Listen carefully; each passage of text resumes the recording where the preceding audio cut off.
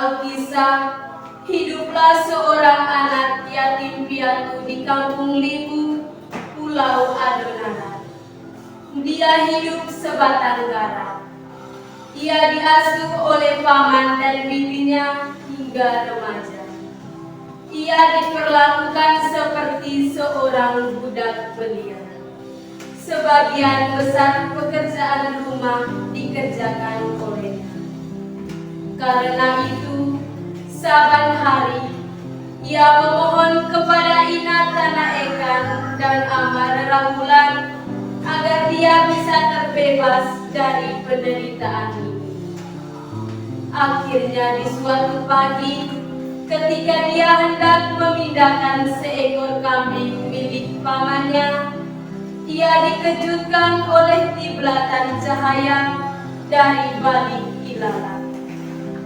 Ia begitu terpesona karena cahaya itu membentuk lengkungan cahaya warna-warni seperti pelangi. Dari balik cahaya itu terdengar suara yang mengatakan bahwa ia akan segera dibebaskan dari penderitaannya. Suara dan cahaya itu sesungguhnya dari seekor ular besar dan panjang. Ular itu kemudian memuntahkan 3 butir batu baginya dan berubah menjadi ikat pinggang. Sesuai dengan amanat ular besar itu, si yatim piatu mengenakan ikat pinggang dan mengambil ketiga butir batu tersebut. Ia begitu lambat kembali ke rumah dan akhirnya apa yang terjadi?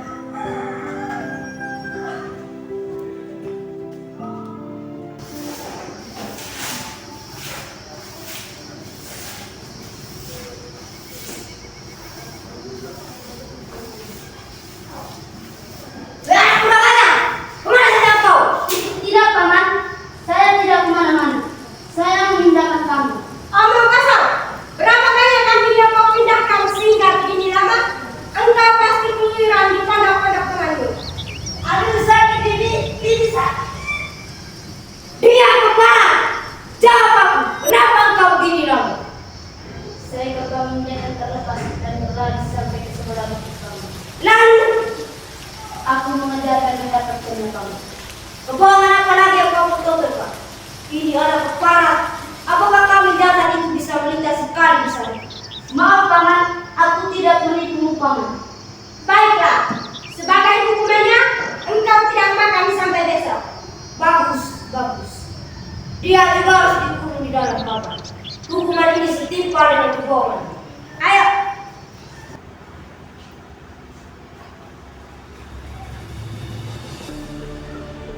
Aku benar-benar bingung. Lisanku tanpa alasan ini benar-benar menyiksaku. Malapetaka seperti yang disampaikan dalam penepianku juga tidak tahu apa malapetaka. Pengawal, panggilkan seluruh penasihat kerajaan dan para ksatria menghadap kemari.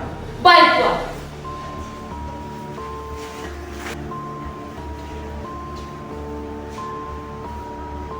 Para penasihat dan lulu balang, lisan itu telah terjawab dari hasil penerawanganku setelah usaha kita sia-sia melalui para tabib dan orang tua. Aku sudah disampaikan akan ada malapetaka yang menimpa kita. Sembah hamba Tuhan, hamba ingin bertanya, Bagaimana? apa malapetaka itu, Tuhan, biar kita dapat mencari jalan Tuhan. Itulah yang membuat aku bingung. Aku tidak disampaikan apa malapetaka. Sembah hamba Tuhan, apapun malapetakanya dan apapun pilihannya, kami siap mempertaruhkan jiwa dan raga kami. Kami siap, Yang Mulia. Tenang-tenanglah saudara-saudara. Aku diberi petunjuk bahwa malapetaka itu tidak akan menimpa kerajaan kita jika kita dapat seuntas ikat pinggang dan ekor ular yang dimiliki oleh seorang anak.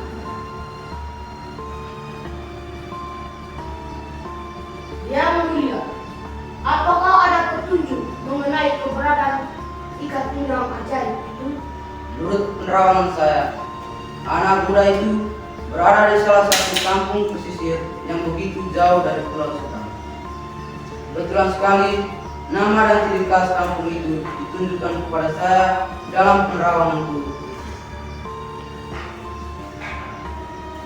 Kalau begitu, apa yang harus kami lakukan yang mulia? Baiklah, kita akan mengirim utusan ke kampung pesisir tersebut dan memohon restu dari tuan tanah kampung tersebut untuk kita bawa semua anak mudanya ke kerajaan kita. Kita akan mencek satu persatu untuk menemukan anak-anak muda pemilik ikat pinggang tersebut. Daulah tuanku.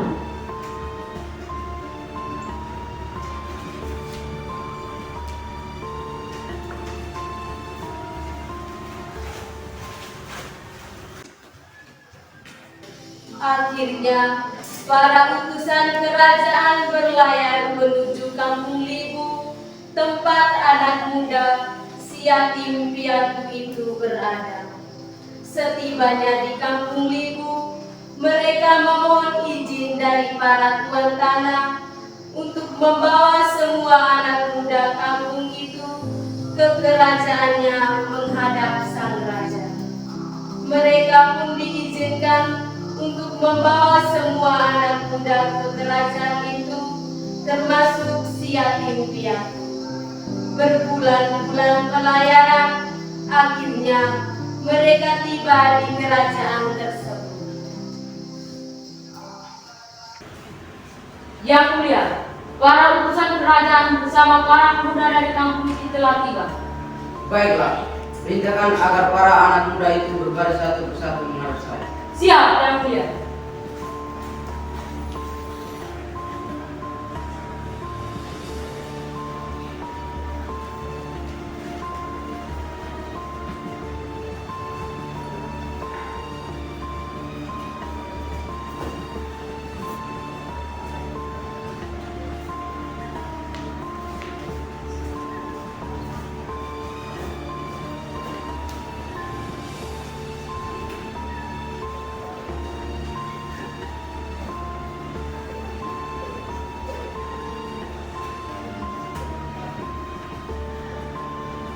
Tak ada satupun dari pemuda ini sesuai dengan penerawangan saya. Pengarah, segera cek apakah tidak ada lagi pemuda yang ada di dalam perahu itu. Siap, yang mulia.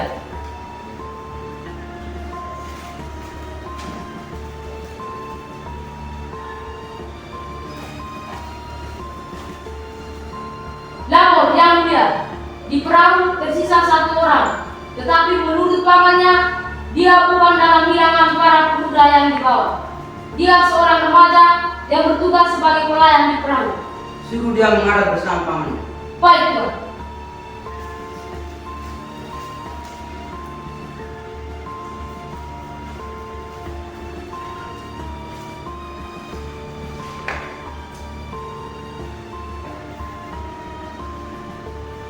Sembah kami yang mulia.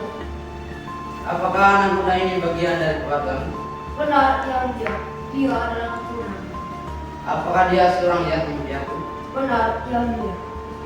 Apakah sebagian tugasnya adalah memindahkan kambing dan memberi makan ternak peliharaanmu? Benar yang mulia. Anak muda, kemarilah. Ya Tuan. Bukakan ikat pinggangmu itu dan serahkan padaku. Tidak ada Tuan. Aku tidak memiliki ikat ini. Jangan menipu anak muda. Jika engkau tidak serahkan, maka aku akan memaksa dan memaksamu pula untuk memberikan 3 butir batu minum. Jika engkau ikhlas memberikannya, maka akan aku berikan sebagian hartaku untukmu. Segeralah kau serahkan jika ikat pinggang itu ada di pinggang satu. Kita akan mendapatkan banyak hal. Baiklah.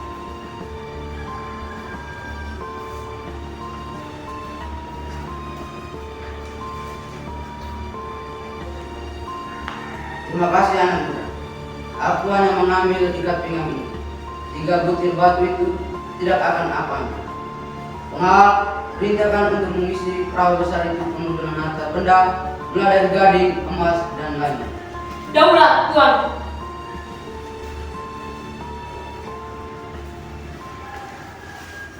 Akhirnya, si yatim piatu kembali bersama paman dan para pemuda kampung ke kampung Libu. Perahu mereka dipenuhi dengan berbagai harta karun. Di tengah pelayaran, mereka kehabisan air. Karena itu, mereka menambahkan perahu besar itu di sebuah pulau terpencil untuk mencari air. Di dalam situasi ini, pamannya dan para pemuda mengambil kesempatan untuk menyingkirkannya karena tergoda oleh harta dan 3 butir batu ajaib miliknya. Bagian bawah bambu petung yang digunakan oleh si yatim piatu untuk mengambil air dibuat retak. Akhirnya, para pemuda bersamanya kembali ke perahu karena airnya sudah penuh, sedangkan si yatim piatu masih bersusah payah mengatasi kebocoran bambunya.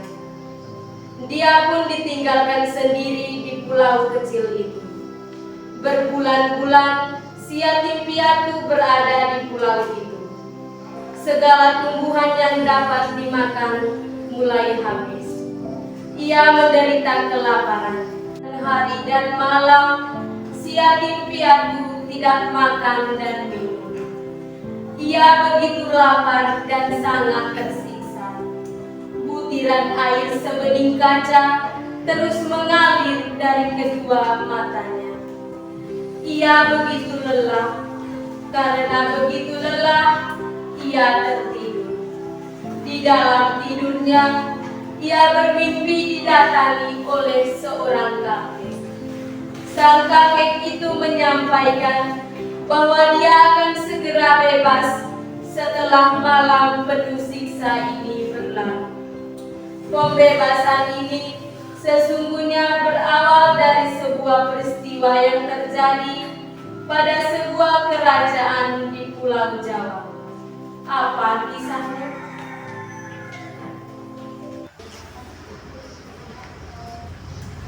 Anak, Siapakah engkau orang tua?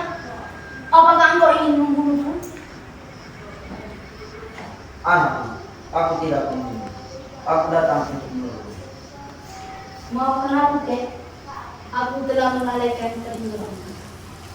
Anak, semuanya sudah terjadi.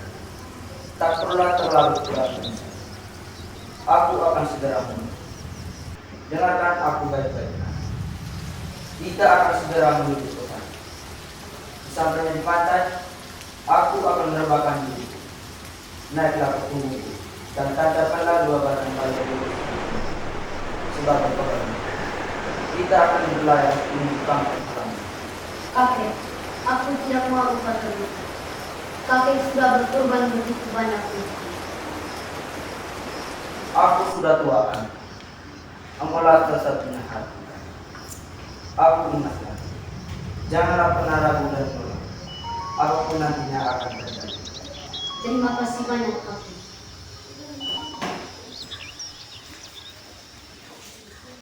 Si yatim piatu dan kakek menuju ke laut. Sesampainya di pinggir pantai, si yatim mencari 2 batang kayu lurus.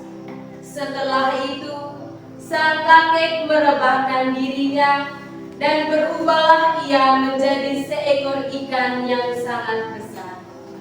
Si yatim piatu menaiki punggung ikan besar itu dan menancapkan 2 batang kayu sebagai pegangannya. Berlayarlah mereka menuju kampung Libu, diapiti beberapa ikan hiu sebagai pengawal dan beberapa ikan kombong sebagai penunjuk arah.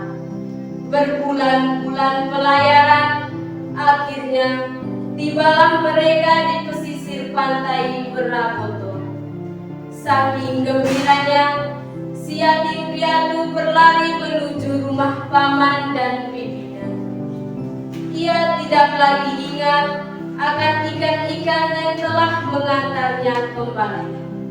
Sesampainya di rumah, Paman dan bibinya bersama seluruh warga kampung begitu terkejut.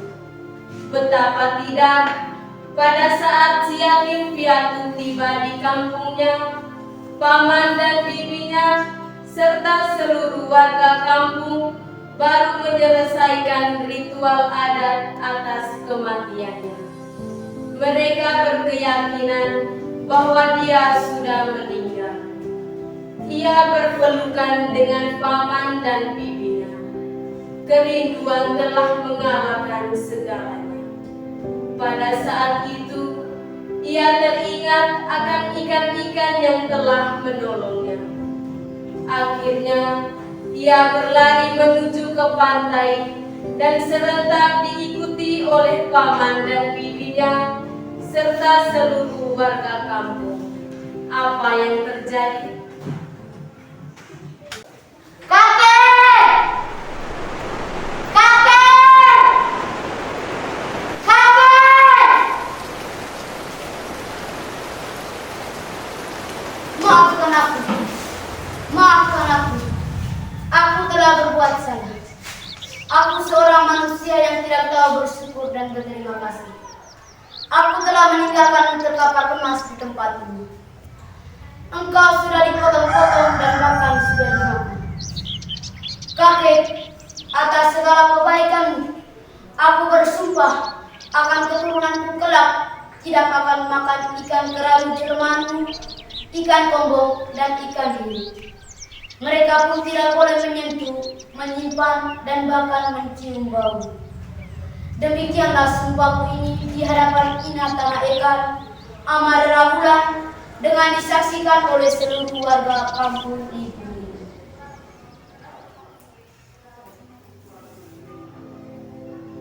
Dari si yatim piatu ini lahirlah generasi-generasi keturunan suku Lamawita. Sumpahnya ini terus berlaku dalam kehidupan suku Lamawita yang berada di Dusun Lamaluo, Desa Horowura, Kecamatan Adonara Tengah hingga saat ini. Jika sumpah ini dilanggar, maka akan menderita sesak napas dan lainnya. Penderitaan ini dapat dibebaskan melalui ritual hoa. Hamparan pasir, tempat pertama kali mereka tiba, berwarna merah, diyakini berasal dari darah ikan kerabu besar itu. Tempat ini juga akhirnya dinamakan Meramea. Demikianlah persembahan dari Sanggar Nupun Barang Spensa Lamaworo. Sekian dan terima kasih.